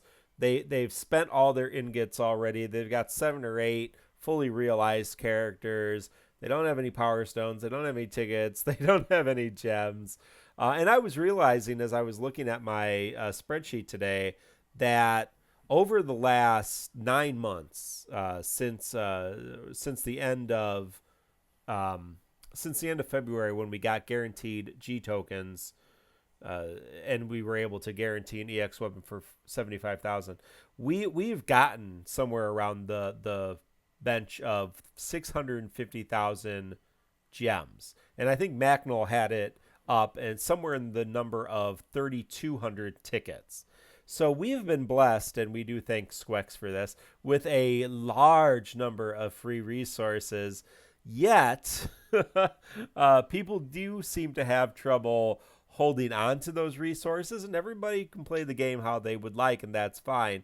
That may be more problematic in an era when these ingots are so scarce. Now, I don't necessarily think you're going to regret fully realizing anybody, but I've actually seen quite a few people, especially on social media, who have kind of haphazardly used ingots. A lot of 1-3s, 2-3s on characters that you're wondering, well, why are they doing that? So, as we talk about ingot investment, what are maybe some just 1 or 2 thoughts that you guys had about how you are using personally your ingots, and how you think moving forward what that's going to look like, if that makes sense? I can touch on this first. My thoughts are looking at what's coming soon, what I have now, and what roles I need to fill. For example, going into the beginning of this month, I had invested only in Cloud and Ultimisia, which meant I had a physical damage dealer, mostly range damage, and a magical damage dealer, mix of AoE and single target damage. And then I had a couple favorites. I knew I was going to invest in Kuja. Well, I didn't know, but I decided I was going to invest in Kuja. I invested heavily in Kuja, so I had another magic damage dealer. And then I had to balance that by choosing support characters, more physical damage dealers, and more tanky characters to help protect those characters that are doing the damage to begin with. So that's the reason I chose to go with Agrias and Faris. Both of them were characters I was interested in and would fill those niches I needed to cover. And that's the reason my covers for the rest of the month are Ishtola and Celeste, a mage support and a mage damage dealer, basically trying to fill out the blanks in my roster slots. Obviously, no character fills all the blanks, but the goal is to fill as many blanks as possible and try to fill as many holes as you can in your roster to hit as many possible problems you can run into. Yeah, I think usually you want to try and invest in 3 characters a month moving forward. It's been okay. Like before this month, I only invested in Squall. That was it. And he was at the end of the month. I went through the entire first set of Chaos events, stacking all of my auras, running 2 to 3 supports in every event, and just stacking all my auras so that they as well as like an EX Plus would when you stack that many. Giving my team like 170% attack up is like absurd. They even supports deal damage when you have that many. So Squall I needed though, mostly because 1, I like him, and also he allowed me to skip pulling Ultimisa because I didn't want to pull a banner that I already had an EX for. I technically have Ace's EX sitting if I need a magic damage dealer. I don't need one yet. So I'm leaving him there. Squall helped me clear Soul Cage. He helped me clear Ultimisha's event. He will help me clear Machina's event. So he's just a good investment for me. You do need some DPS that you have to invest in. Otherwise, I just try and collect characters that have interesting specialties, because it means that I can make more diverse more diverse team comps. So I've only invested in Rem, Faris, and Agrias outside of that, and I gave Lilithset 1 ingot. I think usually, and shout out to Black Cloud, who's in the Discord a lot, you generally want to either give characters 0 or 3 ingots. Giving someone 2 is really meaning that you've now spent resources and they're not going to perform at their best. So you want to look at what their role is and see how their EX Plus affects their role. That's why Rem works fine at 0-3 for now. And it's because she can fill her role with less ingots. So those are really good targets. There's actually a couple characters this month that work just fine at 0-3. I've been using 0-3 Deuce, and I actually really like using her. She does a lot of work. Her buffs are really so I've realized a bunch of characters, but I haven't necessarily thrown a lot of ingots unless I plan on purpling them. So I think for sure you want to try and collect more obscure roles like Dispellers. That's why Faris is good. There's more Dispellers coming. So if you skip Faris, you really should pick up like Balthier. You really should have one or the other for sure because they are the physical damage dealers. Vanille also dispels, but she's magical based. So it's good to pick up Dispellers. They're going to help you. And okay, without going too far into it, the whole reason you want to do this is you just don't want to necessarily fall very far behind in the tower that we'll eventually get, which is its farthest ends of Dimension in JP. We will probably get Dimension's End at some point, maybe next month. But you want to be able to complete those. They give you a lot of ingots so that you can keep investing in characters.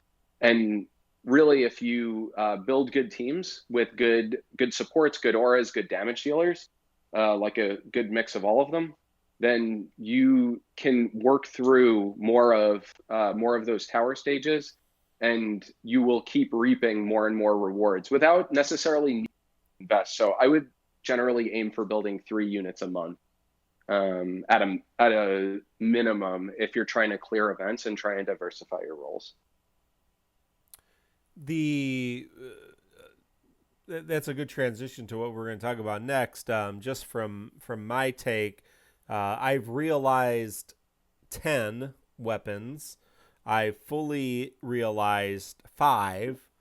Not Warrior of Light, Cloud, Ultimecia, Squall, Kuja, Agrias, and I have 1 ingot in Lilizette. So I do think like Ink said, having that diversity and having a good sense of team building is really important moving forward. And I have kind of a plan because this month's kind of light for me in terms of realizations. Next month is a nightmare in terms of realizations. I have about 10 characters I could realize, and so you're going to have to pick and choose and figure out how best to do that content. But this is the nightmare month for me. Next month will be pretty easy in comparison, so I don't know what I'm going to do. They're both bad for me. I'm trying to 3 of 3, 13 characters combined this month and next month. So that'll be fun. Yeah, how's that working out for you? I will have ingots left over if all goes to plan, and that's because I saved the first month. Yeah. Which is why I invested in support stack auras so that I could stop. I didn't have to give ingots to Cloud necessarily, right? Or anyone else. So I will be okay. The main thing is that, like I said, I don't have any magic damage dealers yet. I'm waiting on Celis for Pathos 7. I will try to throw Rem at it, but I may need Celis. It's permanent content, not worried. But we do get the tower eventually. I need to see if I can clear through it. Otherwise, I may have to burn ingots to max out Ace probably. He would be my choice for someone that has good longevity and works with a lot of my characters. And I think if I invest in Ace, I will have a balanced roster. I really just want to invest in favorites with some meta. Works really well. But this is coming from the person that's probably skipping Y'shtola and also skipped Ultimecia and skipped Cloud. So yeah, take your advice from me if you want. But I know a lot of people haven't necessarily followed the path that I've taken. I will have all 3 of those individual characters. So suck it. I like my fancy characters and their meta power. So that does bring us to what Ink wanted to talk about a little bit, which is Pathos. I know Ink and Crease are still working on Pathos, as well as 88% of people who have tried it, because only 12% have cleared tier 7. So, and that's just cleared, that's not fully complete. So assuming that only 12% of players have even cleared tier 7, that means a whole lot less have probably perfected all 7 tiers. So, Let me just comment that tier 7's only awful because tier 4 exists. Interesting. Say more about that. Just because of the need to do the Cosmos physical It's range because resistance. of how limited the magical roster is at the moment. Yeah. If you think about it, characters that have come out since Charlotta are Charlotta, Ace, Kryl, Deuce, Ultimecia, Kuja. That's it. So you either have to have all of them heavily invested to get decent rosters for all those events, or you have to have strong characters from before there, or you need to be willing to wait for this period of time to get through those events. I'm in the latter category where I have to wait for better characters to come so I can actually get through them, because I cannot perfect both 4 and 7 at the same time at the moment. I tried today and I just could not do it. Lives for Trauma on Twitch is asking if Pathos is permanent or time limited. They said on stream, the Squex mobile stream, that Pathos, what we have, Dimensions and Pathos in order, are permanent events. So I imagine the Pathos, or excuse me, I imagine the Far End's Dimension that Japan has, which is all chaos, will be in addition to our current lineup. So we'll have Dimensions and Order, Dimensions and Pathos, and Dimensions and something, or Far Ends of Dimension, something like that. So we will have an additional one added to this. So hopefully these will never go away. But we do believe that even if they do, you'll have some time. But they did refer to this event as permanent content. I did use, talking about tier 4, I did use my Cosmos mage team of Renoa, Terra, and Aerith. So,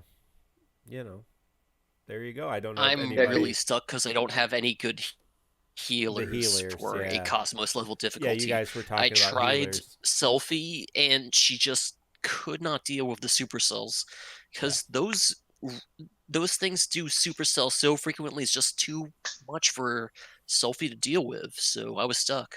Yeah, Sidra said Lael, Aerith, and Rydia. So yeah, Aerith coming in clutch there in tier 4. That's for sure. Yeah, I used Porum.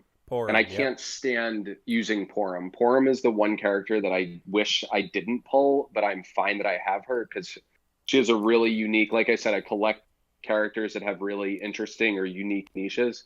So yeah, I have Porum. I used her on 4, which is good. I actually used Selfie in the Chaos 5 because she's actually great there, especially with Warrior of Light. And you have her EX. Yeah. Yes. Yeah. I'm not quite as hardcore on Final Fantasy VIII as Slide in Discord, but I do like my my FF8 heroes. I will not pull villains generally. Yeah, the big problem with tier 4 for me right now is that the HP damage is so intense you need a dedicated healer for that, and the only mage dedicated healer I have readily available is Charlotta, who I need for tier 7 too. Yeah, and I think once we get more healer options that are mages, it'll become better, but for now I'm stuck. Yeah, you definitely will get stuck. And I think that was part of the trick for JP players when they were doing Chaos. They can blast me or correct me later, but one of the troubles that they faced is without Foresight, they really couldn't balance their roster as well. And so you'd get an event and you need a Dispeller for it, and people skipped Faris, and you can't do it. And that's it. You just can't do it. There's no alternative option. That was sort of the frustration. that Mino was feeling not having Faris in Agrias's event. And the frustration that I felt in Ultimisha's event when I didn't pull Ultimisha. So yeah, that's part of the tricky pieces of it, is that if you miss a role or a specialty that you need later on, it's potentially difficult because you can't get them.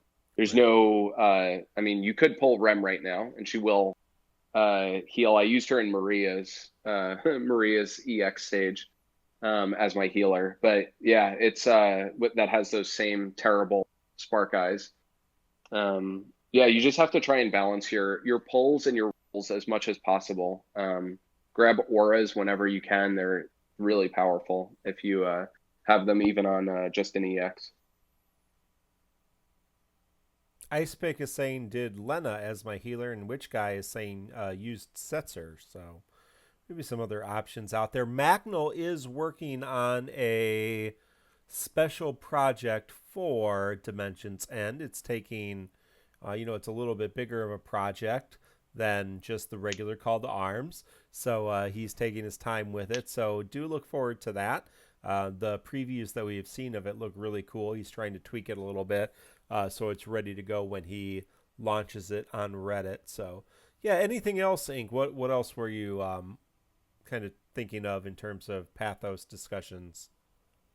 I think just briefly, I'm not going to touch on it too much because it grounds for like an entire podcast. But there's on the JP side of the players built like a sheet, like Macnol's doing for us, that he's working on, but a sheet to track all of their tower clears and sort of track which teams were used in what combination. It's all style, right? So you can't reuse characters in the tower. And so they've recorded it, but what's really cool is that some of the players did like a general tips sheet. Lena and I think her brother Yagamisu did a whole tips sheet on team building, which is really interesting because I actually used this for Soul Cage and I used it for Agrias's event when I didn't want to use Agrias, and I cleared both those events really easily, just building a good team based off the recommendations in there. Basically splitting, making sure that you have, and I sort of have mentioned this when I was covering Rem and covering Machina, but your team should always have some amount of aura inside of it. You want like over 40% for attack, max brave, sometimes eye brave. That's why Agrias and Ultimisha work really nicely together. They synergize. But you want to have the presence of a support with an aura, with healing capabilities for chaos, and you want a damage dealer to help speed up the turn rate, because you do need to deal an excessive amount of damage to get the required turns for chaos. So if you actually, if you read that, Mark, maybe you'll put the link to that sheet in the show notes, or we can at least drop it in Discord for people.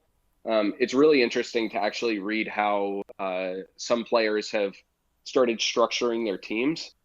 And yeah, I mean, it helped me use Realm in Agrias's event and actually have Realm be like a really powerful part of the team as well, not like a carry or anything like that. Like I could have swapped her for someone else and I would not have completed it with that team. So I think it's really cool when you get to build on team synergies and cover all your roles and make sure that those characters that you're using are countering what is, let's be honest, like what is bullshit about the boss you're trying to beat. In Ultimisha's event, it was that they would one-shot you and turn you to stone. And you needed to shave their brave, and it was really hard to shave. Agrias's event needed brave shaving also. That's why characters that have that niche for gravity, like Ultimisha or like Charlotta, those are valuable characters. I knew I was skipping Ultimisha, so I'm sure to get Charlotta. Otherwise, I wouldn't have had any gravity effects this whole time. I would have had to pull a lot more characters during the Chaos era. I've literally used Charlotta for every event except Soul Cage. She's gotten use every single time. So just because she provides that healing role really, really well, and those are the two things that I use her for primarily. So. Lives for Trauma. Yeah. This is a really good A really good question, and I guess I had never thought about it. Lives for Trauma is asking, is there an easy way to see what characters have auras in game? I think the answer is no. There's not a good way to It is see. no. Yeah, there is not. I mean, that would be really super helpful. No, so you kind of have to know the characters. Now, if you are going to the Tonberry's troops, um, yeah, there's the spreadsheet. If you're going to the Tonberry troops Flickr account, Inkwelder's Flickr account, you're actually going to see the auras on each of the infographics, and that will give you some idea of the more recent characters. But I'm not sure if there's a spreadsheet that kind of collects auras. Yeah, that's actually what I pinged, and what Sidra Games also pinged in the chat. Is there's a spreadsheet that's managed by Cobra Kai. It's sort of like our GL version of Safina, but they actually list out every single aura for every GL character that we have, the buffs that they grant, the auras that they have. So it's actually really nice for looking up who has a good aura for a specific stat, and is also how, like, if you want to like build an iBrave based team, it's really easy using that sheet to find everyone that scales off of iBrave, that cares about it, that helps it. It's actually a really nice sheet. Cobra Kai did a really good job on making it also visually appealing, so I really like using it. Yeah, so we will maybe link that, or we'll maybe pin some of this stuff to somewhere on Discord so that we can have it. So I just pinned it to my browser, so I have the aura, and I'm not sure I have the other sheet. But I'll figure it out. It's the supports are, like the letter R, supports are cool. And it's also very cool that they expanded it to just all characters. Before, it was just, they were just tracking supports and that was it. They actually opened it up and started tracking and providing information on every character's skill set. But also there's an entire tab dedicated to their support mechanics. So it really is handy when you're planning a team. Just honestly, read the tips. But if you put an aura with a good healer, if you stack your auras are going to be as good as a lot of really powerful characters as well. Yeah, that's a great tip. That's how I can I completed a bunch of chaos with EX only characters because they buffed their attack 170%, their max brave 150%. They just had amazing stats together. You remove one of them and you can watch how much their stats go down and how less effective they are. But yeah, it's really nice to see teams that work really well together. Want to thank I'm on my own 90 and Areas Music earlier for their subscriptions via Twitch Prime and Twitch. Again, if you want to support us via Twitch, feel free to do that. And everyone who cheers or subscribes on our Twitch is part of our TCC supporter Discord. So a Discord that is focused on that, a special channel that is focused on that. So one more thing before we leave tonight is the issue of spheres. I've actually seen several questions this week about, what should I do with these spheres? Or I put this sphere on this character, how do I remove it? Or if I use these spheres, or should I use all these spheres on one character? My general thing was, I'm just not using spheres unless it's a no-brainer, like Ultimisha really likes her sphere, so I'm using that. But as I was talking, like Jin Lee brought up Rem's sphere is really good on Renoa. It really is. So maybe there are some spheres I really need to start thinking about if there are certain characters that I want to use, like Renoa, who's one of my favorite characters, my favorite character. So I would like to use her, even though she's maybe not the best EX realization. That may give her a little extra edge if I use some good spheres. So any comments or any thoughts about spheres? Have you used any spheres? Are you looking forward to any certain spheres? And kind of what's your game plan when it comes to sphere usage? Hoard them as much as possible. Never use them. Yeah, it's kind of my. So I feel like there's some, you generally want to hold them because unless you've actually looked at all the spheres, which most players will not do, and planned out which of your favorites are getting whose spheres, and you have those EXs or plan to pull those banners, and you plan to max them, you generally don't know. The one thing I will say is just be wary of like iBrave spheres or mBrave spheres. I would say those are the ones that you could just use if the character synergizes with the sphere. They scale off of the base stat only, which means that they're basically like an artifact. And that is the most expensive artifact. If you're using an mBrave sphere and it gives you like 400 max brave as a bonus, I mean, you'd rather just get an artifact for that and farm that rather than maxing out an EX weapon, right. Plussing it, ingoting it, and getting 400 max brave. Not really worth it. So I would say that if you do max a character and they have that, like Squall has a max brave sphere, I would say those you can sort of use as you like. But otherwise, the good spheres that you want to keep track of are the attack spheres and spheres that do things like heal or provide other buffs. The attack ones are specifically better, I will say, than the critical damage buffs. So like if you compare Garland's sphere to Cloud's sphere, 10% attack on Garland versus 10% critical damage or 10% brave damage up on Cloud, the attack actually helps get over the defense buffs of Chaos.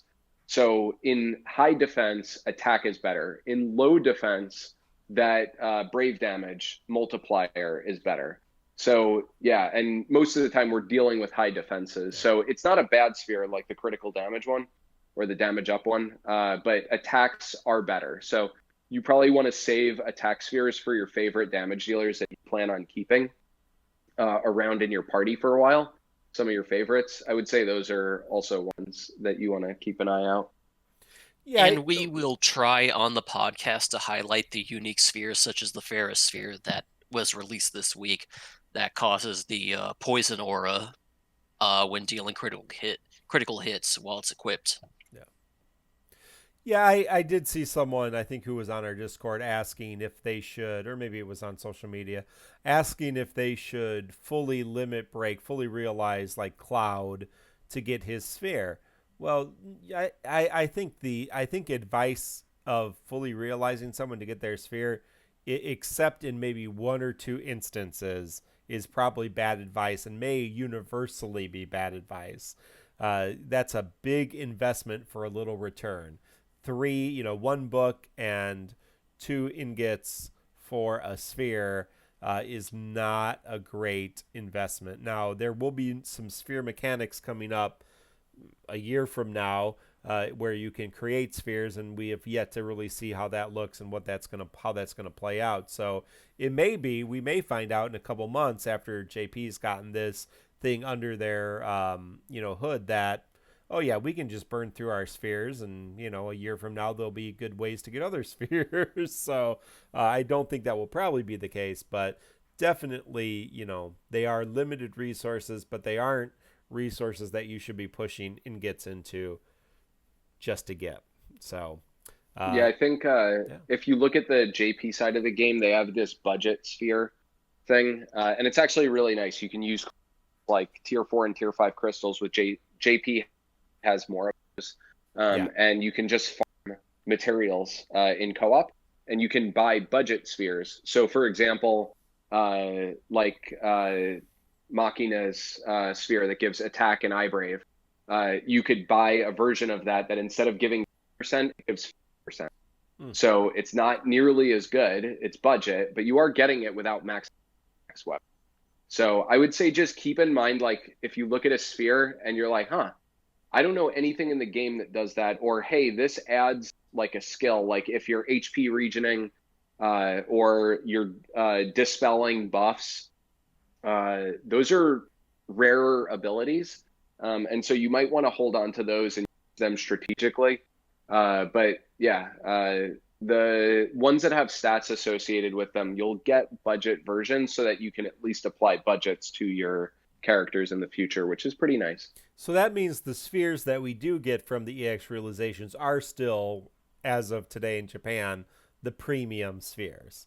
Those are still the For best, sure. better spheres. So yeah, probably not a bad idea to hold on to them, unless again you have a really good character or a favorite character you want to use, or it's a no-brainer like Ultimecia Sphere works really well on Ultimecia. Thanks, Drew Dude 88 for the host. Appreciate all of our other content creators and streamers, and there's a whole bunch on tonight because there's a new event. So all your favorites are on tonight. So, gentlemen, I think the Game Awards is over too. Oh, the Game Awards is over. Okay, so there's some people popping on. So go check out that Final Fantasy VII trailer that got released during the Game Awards, and see if that adds anything to the Final Fantasy VII Remake hype. Well, looking ahead, we have the Winter Festival Part 2 on the 17th. Act 2, Chapter 6, wow, already on the 18th. So that's coming up, and we'll talk about both those things next week. On the 22nd, Locke's LC Treasure Hunting. And on the 25th, Bosch's event, which has a title, which we don't know. But honestly, I think the big deal is we're going to have to spoil something about Final Fantasy 14. So if you've not played it yet, you better get yourself the Stormblood, because it is getting spoiled next week. Yes, just as we maybe spoiled Final Fantasy 8 with the Ultimecia event. We spoiled nothing, by the way. Yeah, if you're still listening to us after believing we spoiled something, that's a fan theory that holds no water other than just connotations in the game. So whatever. But yes, the next chapter, just by the character that's released and the story of that chapter, contains major spoilers to a game that's a multiplayer game that is a character that wasn't even important who becomes important.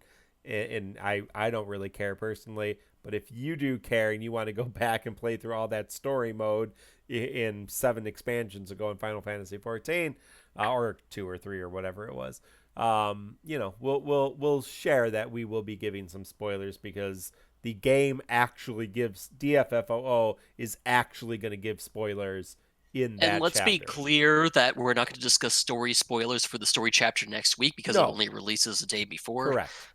But we're also talking about a character who is a spoiler for the story, so we can't avoid spoilers, period. Yeah. So be ready. Well, I do hope next week you cover how amazing said characters, animations, and 3D model are, because true fans will pull just for that. I'm awesome. Pulling just for that. Yeah. You mean Y'shtola? She's great. I already have Y'shtola. I'm talking about mystery character She's X. Blind. It's great. All right. Well, for myself, thank you. Thank you all for joining us on Twitch. Thank you all. If you did catch the Twitch, it's going to be in 2 videos because we broke up and then came back. If you're on YouTube, you're going to see the whole thing. And if you're listening to the podcast, hopefully you didn't even notice that it messed up there. But we will fix that in the editing, or I will. Thank you all. And if you are catching us, you can catch us the full episode on podcast anywhere, on YouTube, or on Twitch video on demand later. You can check out all of our links, including our links to social media and to our Discord, and join our Discord where we talk all week on tccpodcast.com, tccpodcast.com. Get all of our information for our show and what we do every week, Thursday night, 8 p.m. Central Standard Time. Inc., how can we connect with the Tonberry Troop? I know you guys have some social media links these days. Do you know them off the top of your head? Flickr.com/photos/DFFOO. Super easy. I was really proud when I secured that URL for all of our info. Yeah. So that's I go there frequently. Yeah, it's really cool to see all the work that our team has done with the infographics. But otherwise, I think honestly the best thing to do is jump on the TCC Discord. I hang out there. Dreamy, Vein Novus tell you, we all four of us hang out there, and we are more than happy to chat. So yeah, don't be shy. Yeah, and it's good. All right. Well, for myself, for Mino Spellgood, who is flipping burgers and making the money. For Crease, aka Zerink, and for Inkwelder and the entire Tom Berry troop, we wish you all the best of luck with Rem and Machina and with the upcoming content. Everybody have a great week. Goodbye. Till next week.